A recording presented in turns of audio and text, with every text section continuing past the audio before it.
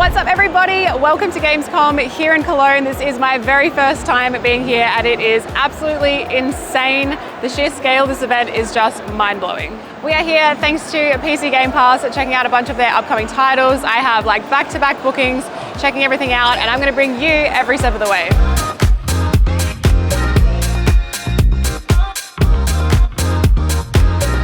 So this is the calm before the storm. This is like the press time where we can actually get hands-on with stuff. The scale of this is just absolutely ridiculous. I don't think it's probably coming across in camera, but there's so much to see, so much to do. So what should we start with?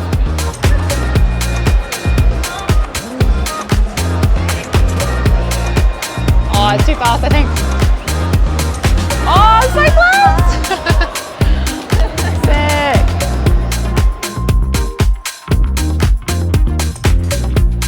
So I just had to go to the Sea of Thieves booth and we got this token. So it turns out that a bunch of the different booths have these tokens. We need 4 to play this. So that is going to be today's goal. Let's do it. Can I pat it?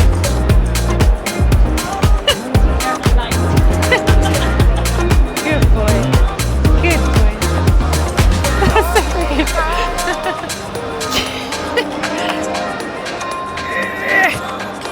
I'm not worthy.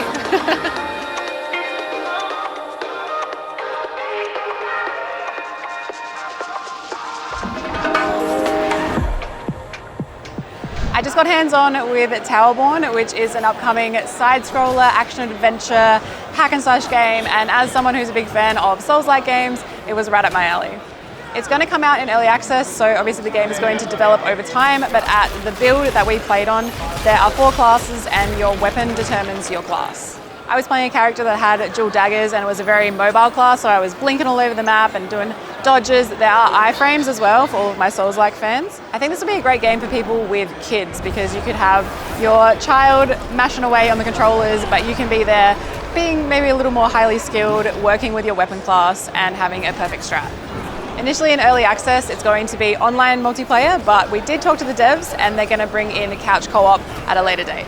This honestly just feels like a game that I would love to chill and play in my downtime. It is so beautiful as well. The art style was gorgeous. The music was great as well. I honestly didn't know this game existed until a couple of days ago, and now I'm like really looking forward to it.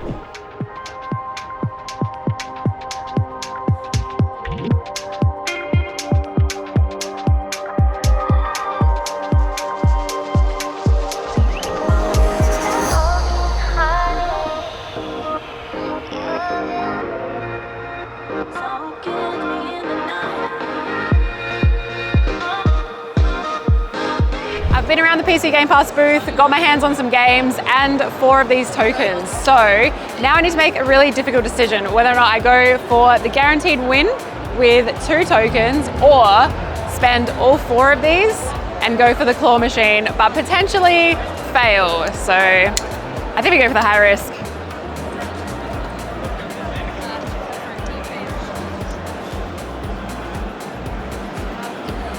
Come on. No! Oh, didn't win. I just spent a bit of time with Burrow, which is a cozy survival game, which is an interesting mix of genres. I personally find survival games a little bit too stressful, but then I also find cozy games sometimes a little bit too dull. So I think the marrying of those 2 genres together makes it have a sense of danger, but also not too much that it's entirely stressful. The art style and the aesthetic of this entire game is so freaking cute, and you play as this tiny little mouse. You can build these tiny little sweaters, and he does these little hops. It is so freaking cute. Your goal in Burrow is to find your lost aunt and also build up your burrow to its former glory. So unlike a lot of survival games, you actually do start with a home base, so you can sleep, you can get your warmth back up, get your energy back, and go back out into the wilderness.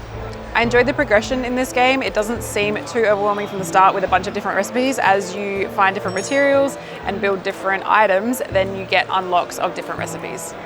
There's also a checkpoint feature, so if you head out into the wilderness and you find yourself a little campsite, you can build a base there, and then if you happen to faint while you're out in the snow, you can respawn either back at your burrow or at the campsite.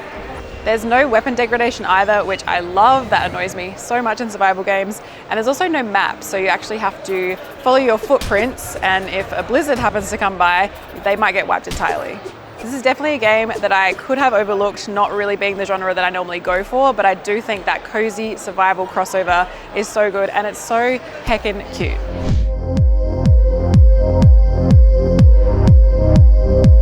After getting hands-on with Winter Burrow, I was inspired to come and check out the other indies available here at the PC Game Pass booth.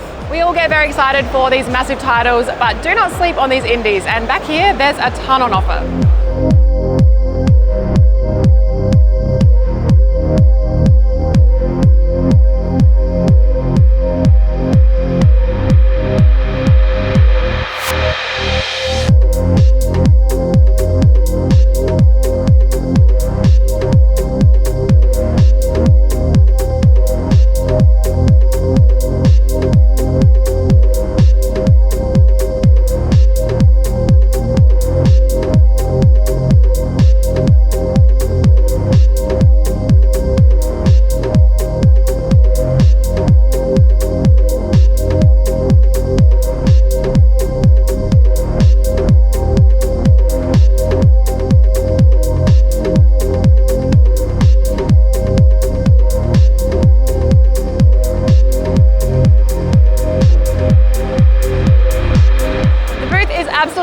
Popping off today. It is so good to see everyone's excitement for the upcoming games, getting hands-on with everything. We had the privilege yesterday of being here for the media time where not everyone was here, so I actually got to get hands-on with a lot of stuff. Today it's a little bit harder. There's like a lot of queues, there's a lot of excitement around everything, which is fabulous to see. It is a great time to be a gamer because we have so much coming up. There's so many games I didn't know about that all of a sudden I'm just like, oh my gosh, put it on my wish list, put it on my wish list. So definitely check out all of the coverage that has been happening during Gamescom and put some new stuff on your wish list.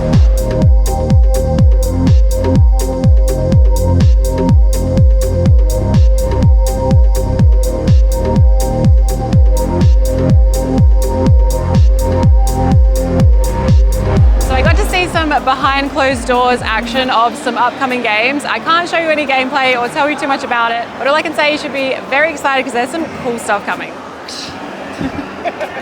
I had the opportunity to have a hands-off session with the developers of Clair Obscur Expedition 33, and holy crap, we're in for a treat.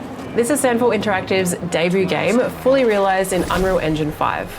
We were shown an early level and immediately the visuals absolutely blew me away. I'm excited to be able to share this footage with you, which has only just been released. Clair Obscur is a groundbreaking turn-based RPG with unique real-time mechanics. When you enter combat, you can select your next action, but within the seemingly turn-based battles, there are QTEs which will increase damage and effects if you're successful. Enemy attacks are actually real-time and can be dodged, so every single encounter can actually be done hitless if you can time your dodges, your counters, and your parries correctly. Within the combat, you can also aim freely at anything in the environment, adding yet another unique element to this game's already impressive combat system. There are 6 playable characters in total, and you can have 3 active at any time in your party. And you can explore the hyper-realistic and detailed world as any of the 6 characters. I have been so hyped for this game ever since I first saw the trailer in June, and I'll be keeping a close eye on its final release date sometime in 2025.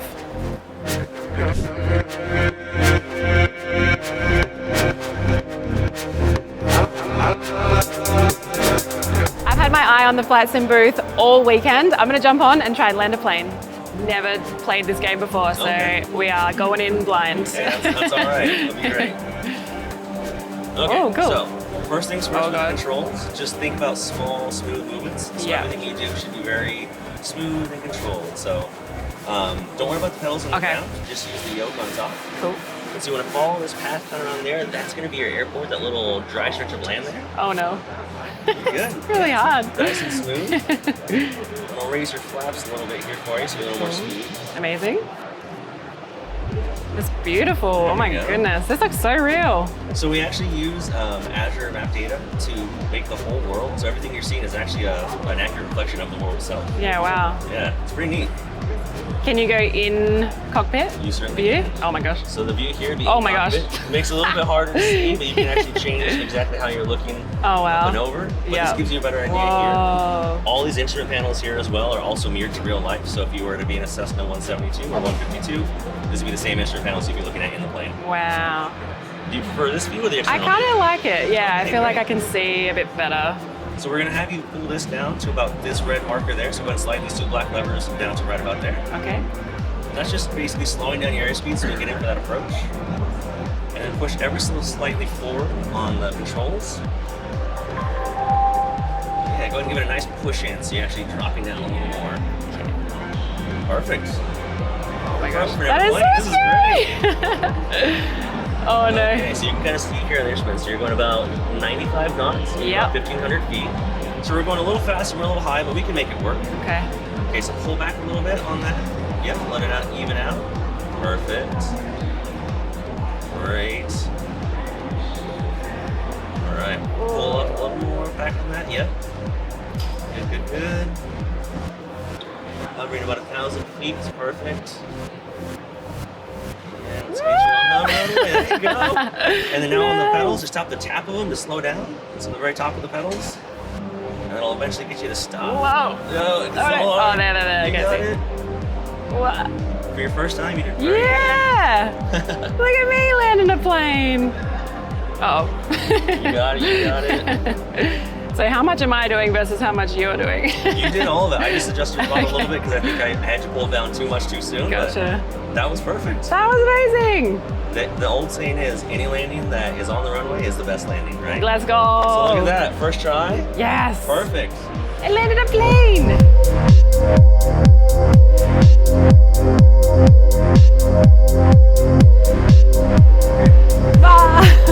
So cool. I look buff.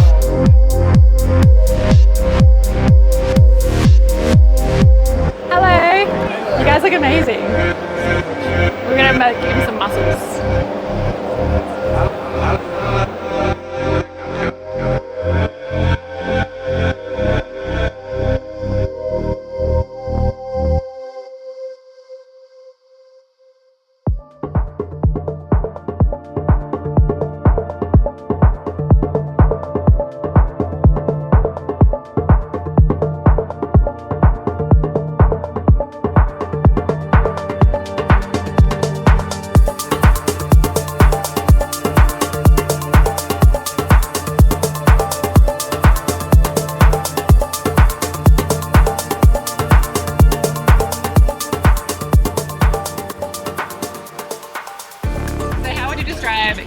Intense and visceral twin-stick shooter.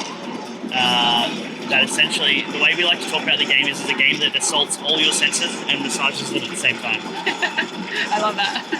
Is it endless mode? There's no endless mode. Every level can be completed. Okay. And does have an end. And there's 5 levels.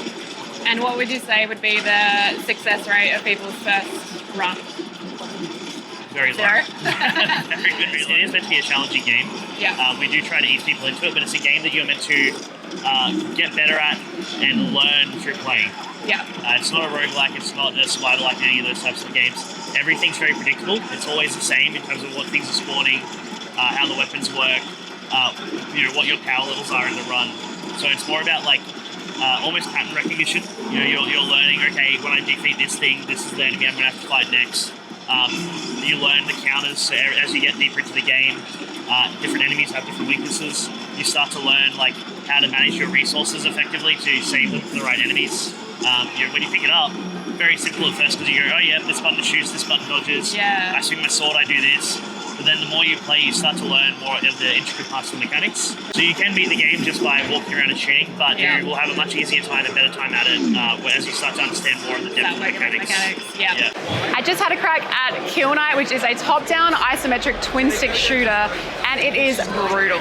I consider myself a pretty good gamer, and then I had to go at it and pretty much immediately died, and then they told me it was on easy mode. So, I died. Amazing start. Perfect. The aesthetic of the game, the art style, the music, everything is so visceral and intense. I can definitely see this being a game where I want to challenge the community and see who can get the best score.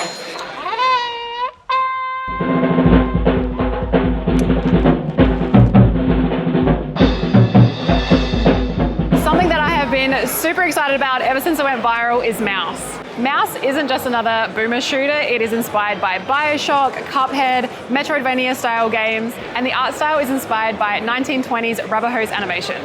Fun fact, they were actually able to consult with the lead developers from Doom Eternal and Doom 2016 to make sure their mechanics are tight. We had a presentation with the devs and you can tell they are just so passionate about this project, and they even mentioned that it's not just going to be a mindless shooter, there are actually going to be some serious topics that are covered throughout the game. I was already really excited for Mouse, but now even more so, and they gave me presents.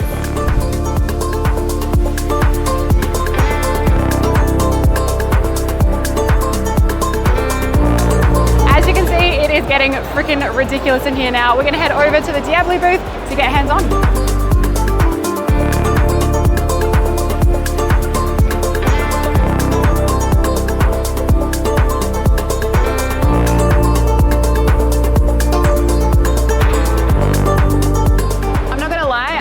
Never played Diablo ever.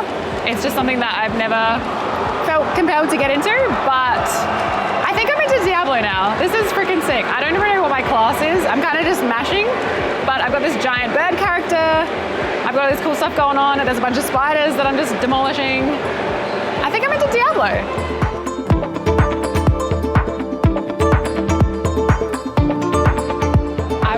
Button mashing and I just realized I have this little kitty and it turns into a big kitty. He's a big kitty. Oh my god, look at him, he's always buddy. Oh my god, I'm sold.